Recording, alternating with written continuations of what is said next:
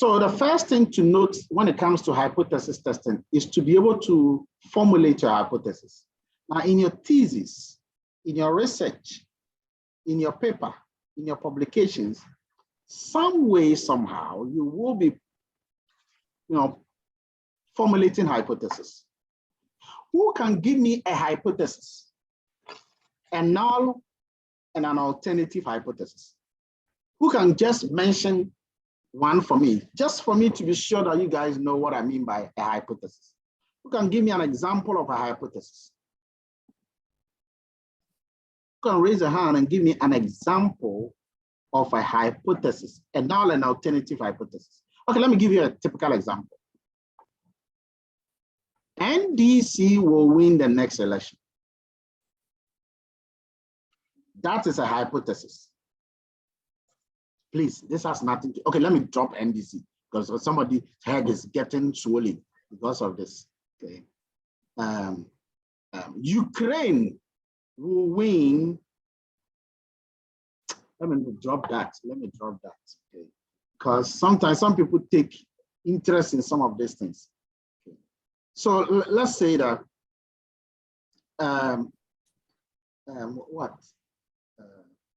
the banking sector in Ghana is competitive. Okay, somebody has got something. Adam, give me one. So I was just going to say that we can assume that, I was just going to give an example that all the 2022 PhD students will graduate at the end of the 4th year. So let's say they will all pass. They all pass, yes. Let's assume that, yes. All of them will pass. Yes, sir. Yeah, we can use that. So that is a null hypothesis. What do you think would be the alternative hypothesis? If the null is they will all pass, the alternative will be what? Be careful how you all of them will not pass. So all of them will not pass. All of them will not pass. In this case, it is a two-sided hypothesis. It's a two-tailed hypothesis. It's not a one-tailed hypothesis. Who can tell me why that is a two-tailed hypothesis and not a one-tailed hypothesis? All the students, 2022 cohort, will pass their PhD. All the 2020 cohort will. Kofi, why? Yes? Okay, so please, you're asking why it's a two-tailed. Yeah, why is it a two-tailed test? Because it involves equal to and not equal to. Exactly. That's my understanding. So it involves equal to because you say will pass. Will pass. But then the opposite of that is will not pass. That will not pass is not equal to a pass. So that is why it's a two-tailed. Anytime you have the symbol of equal to and not equal to, that is a two-tailed test. Okay, somebody also had another to give us. Who was going to give us another hypothesis? Norbert. University lecturers would resume lectures. We have resumed now. What is it? I'm assuming that you are still on strike. Oh, no. We have resumed. Okay, so Doc, let's assume that you have not resumed. Okay, all right. So who can formulate that statement in a form, because that is also a two-tailed test.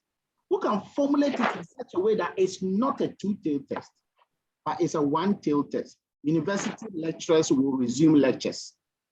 University lecturers will resume lectures. Who can formulate it in such a way that it's a two-tailed test? Sorry, it's a one-tailed or a two-tailed. It's tough. It's tough. If you don't know, you don't know. Evans, tell us. Doc, please, I'm trying. Try.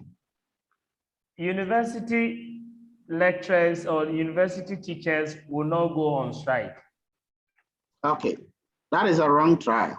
Okay, so let's go to. Well, Doc, can I try? You want to try, Norbert? Yes. Uh-huh. University lecturers may or may not go back to class. May or may not go back to class. No. No. John. Prof, university lecturers are teaching. University lecturers are teaching. Yes, please. That one is also a two-tail. It's still a two-tail. Yeah. So let me show you when. Oh, Adama. Yes, go ahead, Adama. So I'm also trying. I was going to say university lecturers have resumed teaching. No. So, Yes, Francis, go. So please, how about at most 50% of University of Ghana lecturers are teaching? Why do you bring 50%? So take away the 50%. Okay, most university lecturers are teaching. Let me put it that way. No, let me just go back to your at most. Okay. At most, more than. Why are you saying double? Hey, Okay, sorry, most. at least more than 50%. It's no longer at most, but it's at least. Okay, so my focus is on the two, not whether they are resuming strike or not. Then put it in a good English for me to get it. Okay, so for resuming strike, then I want to say at least 50% of university lecturers have resumed or are teaching. Yeah, you don't need that 50%. You don't need that point to make your point clearer. You don't need that. Okay, so most university lecturers are teaching. Okay. So let me go back to your point of at least. Okay. At least university lecturers are teaching. At least university lecturers are teaching. Okay. When you say that at least university lecturers are teaching, okay, you give the angle to be a one-sided, because the opposite will be that, okay, the opposite to be that not at least university lecturers are teaching. So guys, let me just show you something. As Salifu, you have a point. Yeah, I was going to give the example. Uh-huh. So I can say the average salary of a university lecturer is $2,000.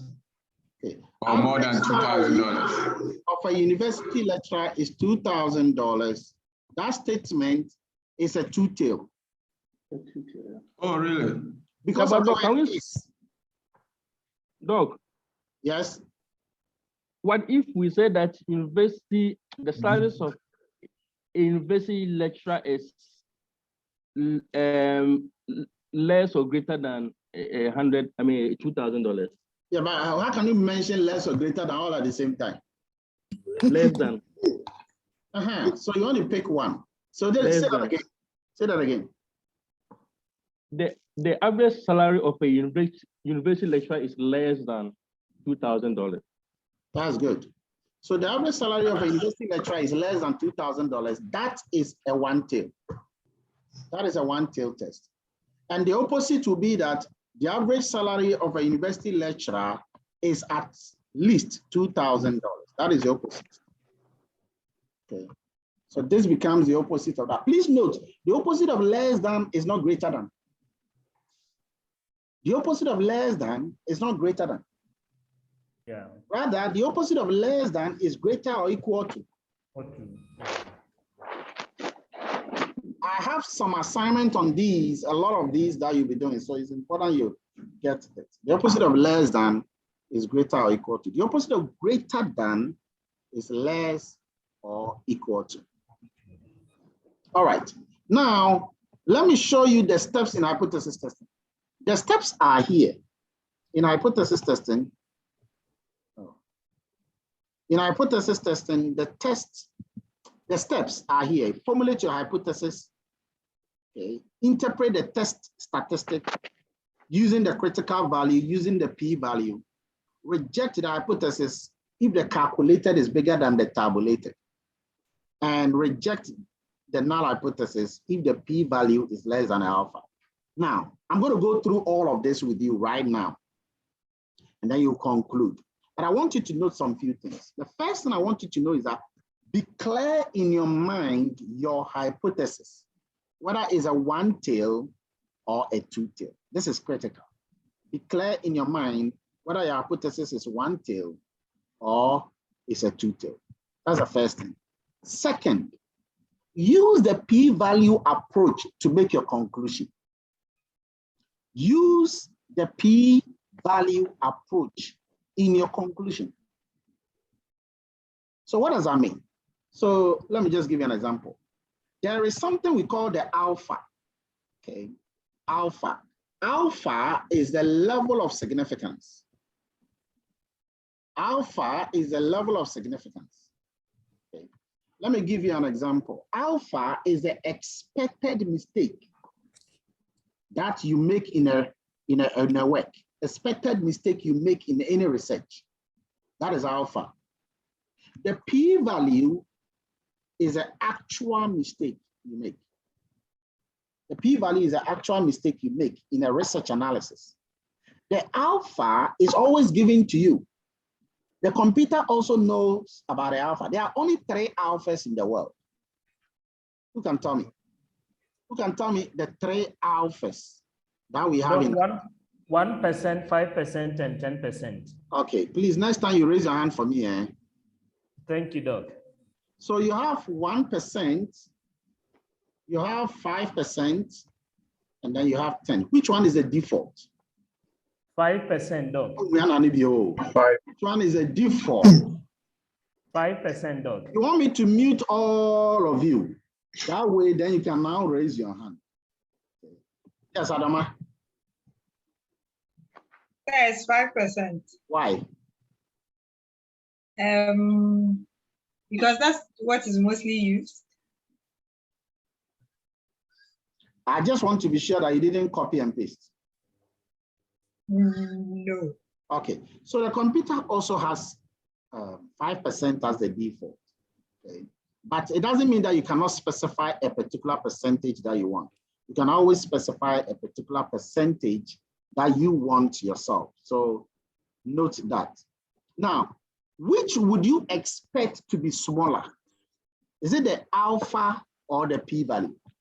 You, the analyst, which do you expect to be smaller?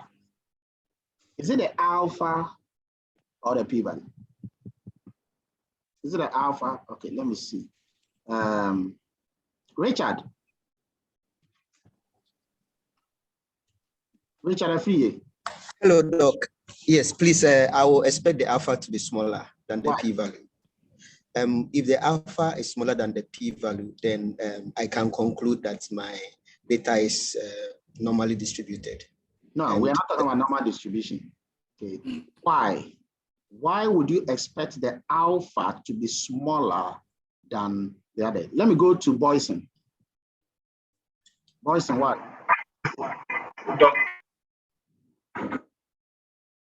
Well, it indicates that the actual error in your estimation is lower than the one you expected. So your results is good. That's it. Okay. It shows that you made a little error in your analysis.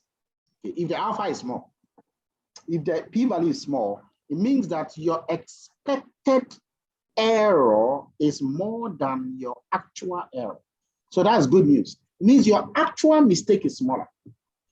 And so the lower the p-value, the more gravitas you have to reject the null hypothesis. Note these points down. Okay?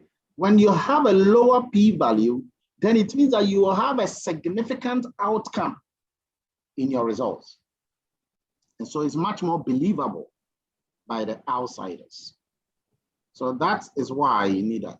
Okay, so with these preambles, so when we now have a lower p-value, we can now say that, all right, when we have a lower p-value, we can now say that the result, or we can now conclude in favor of the alternative hypothesis.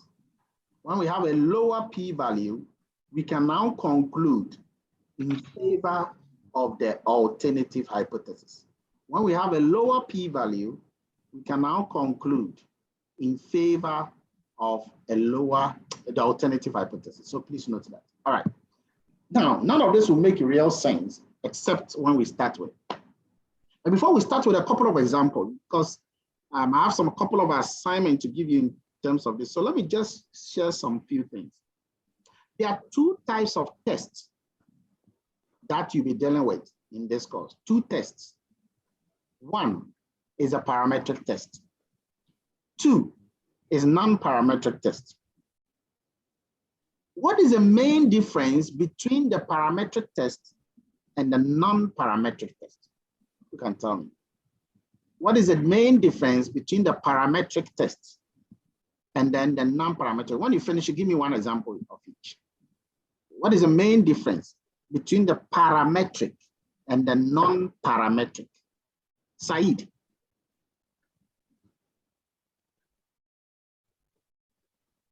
Zaid.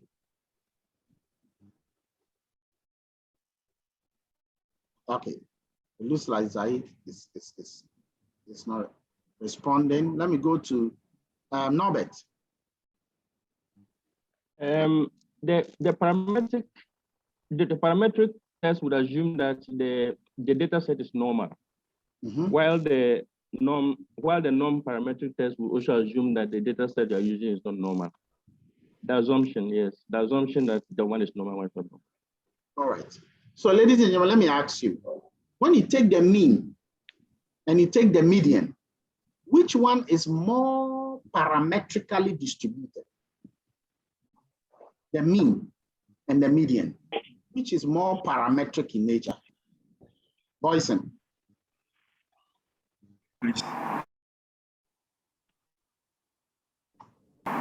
The mean. Okay, but both of them are measures of central tendency. Both of them are measures of central tendency. So why do you say that the median is more non-parametric? Who can tell me? Why is a median more non-parametric than the mean? It's very simple. Why is the median more non-parametric than the mean? Boyson. Why the median? Because of the data. So if we have data that is not normally distributed, if you take the mean and the median, you not. If you use the mean, you may end up ignoring some parts of the data.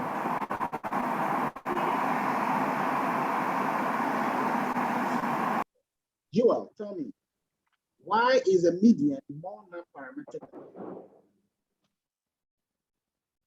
Hi, Doc. Did you call on me? Yes, your hand was up. Yes. So I was saying that with the median, essentially because it's in some form of a ranking, because you order them first and then get kind of the middle component of the data. So it's in a ranking space as opposed to the averages. Thank you. So the median, you do something with it before you actually take its mean. You rank them, and your analysis is going to be based on the rank, not on the actual values. But the mean, you are using the actual value. And so if I were to ask you which one is more powerful, is it the mean or the median? Which is more powerful, the mean or the median? Evans. Doc, the mean. The mean is more powerful. I'm telling you this because when I give you a certain data set, your job will be to identify which one is more powerful before you go ahead and use that one. Okay. So it's very important for you. You have to determine from the data which is more powerful and then be able to now use that. All right. So there are several parametric tests in the world, and there are several non-parametric tests in the world. The various parametric tests are what you see on your screen. And those that are non-parametric are what you also see on the screen. Please note that each parametric test has its non-parametric equivalent. For example, ANOVA test, okay, has a non-parametric equivalent, which is Kruskal-Wallis test. ANOVA has a non-parametric equivalent, which is Kruskal-Wallis test. So when I give you a certain data set and I tell you to determine whether there's a significant difference, the structure of the data set you should now use the structure of the data set to know which of these two tests that you're going to use. Because imagine that you are supposed to use Kruskal-Wallis test, which is non-parametric. But because you don't understand, you did not check for normality, you did not check for homogeneity, you are not able to use Kruskal-Wallis. You want to use ANOVA, everything is wrong. So your ability to determine which test to use is a special skill, ladies and gentlemen. Okay. And it is something that you want to be able to do. So before we start, let me summarize a key point.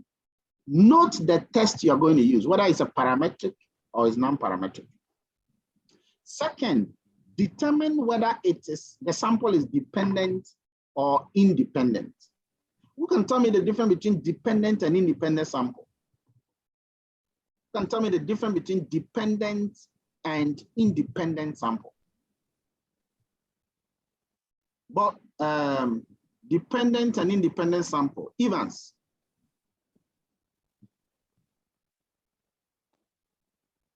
Evans. Okay, Boyson. Doc, please, the dependent derives its very values or existence from the independent. Again.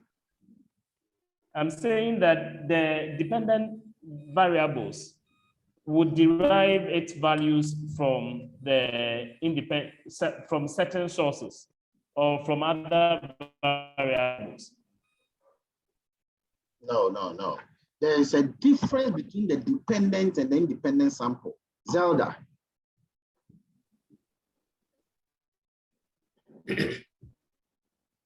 So the dependent samples are selected from different groups, the same groups, and then dependent samples are selected from different groups. That is it. Okay. So Zelda, can you give me an example? So for example, let's say we take lecturers of UG, and then we take what they studied, let's say in MSc and PhD for the same sample. If they're from the same sample, then we are doing dependent tests. But if we are taking an example of, let's say, commercial banks and rural banks, different categories and their performance, then that will be an independent sample because they are from different groups. Fantastic. Who was the first guy who spoke? Evans, do you get it now? So you need to know the difference a lot because the difference will indicate which test to use. If you don't know the difference, you're going to use a wrong test. And that affects the entire result. All right, so I'm coming to start by looking at some few things. Do you all remember the MT-CARS data? Ladies and gentlemen, do you all remember the MT-CARS data? Yes, sir. Yes, Doc. Yes. What I'm going to do right now is I'm going to do a couple of examples of all that we have with you right here. And then after that, you will use that as a way to analyze and understand. So on the screen, you have an independent group test. And you have Y, which is numeric. X is a binary factor. So what it means is that X has got two groups, or X has got two levels. We are going to check in the MT-CARS data whether MPG, okay, whether there's a significant difference between the mean of MPG and between the significant difference in the mean of MPG between automatic cars and manual cars. So somebody might say that automatic cars and manual cars, which one has got a higher miles per gallon? Which one has a higher miles per gallon? We are going to do the test to see which one has a higher miles per gallon. So if you have your R, open it. Open your R if you have it. And we are going to use the empty cars data. So ladies and gentlemen, if you don't remember the empty cars data, please remember it. Go to that. Go to that because that's what we are going to be using now. Go to the empty cars data. It is already in the R. So I'm just giving you some few seconds for you to open the data set. Because what you are going to do now is to show the data set.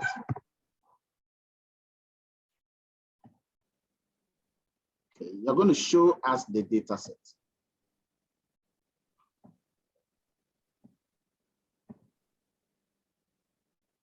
Okay, so watch my screen. I don't know if you can see my screen, but if you can't, watch my screen. And you just realize that I have just run my command. The command is empty cars. Just type empty cars. And it is showing all my data. Please, do you see my data? Yes, Yes, please. Yes, please. Ideally, those that are dummy variables are the last few ones, the last four. They are the dummy variables.